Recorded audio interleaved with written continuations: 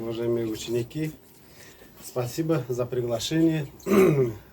Во-первых, всех поздравляем. Сегодня Международный день леса. Ну, вас поздравляем. Спасибо. У нас структура как бы защита леса. У нас как бы планета наш. Лес получается сам защита планеты. Кислород выделяет, охраняет, пыль поглощает. Например, одно дерево, получается взрослое дерево, снабжает одну семью кислородом. Представьте. И одно дерево за год поглощает 40 тонн пыли. Как вы думаете, какое дерево самое больше кислорода выделяет? Тополь, правильно.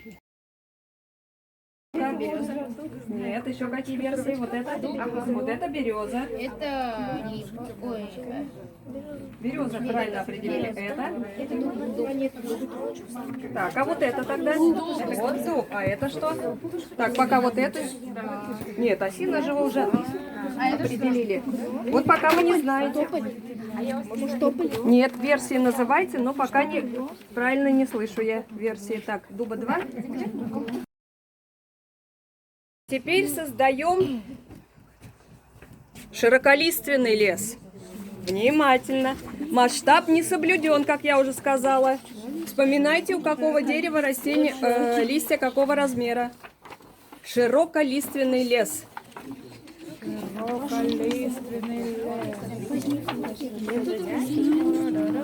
своей команде.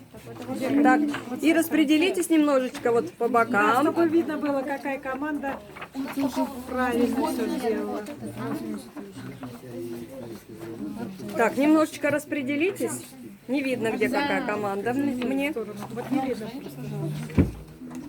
Так, Картинки а показали. сейчас я еще раз подсказочку даю. И у вас есть шанс подумать еще раз. Масштаб не соблюден на фотографиях. Какие-то листья на самом деле гораздо мельче. Подумайте. Итак, 5 секунд, чтобы окончательно принять решение. 5, 4, 3, 2, 1. Так, все, подняли деревья. Итак, эта команда. Что у вас растет? Это? Это? Это клен. Клен – правильное дерево для широкого лиственного. Правильно? У тебя вяз. Правильное дерево. А вот, липа.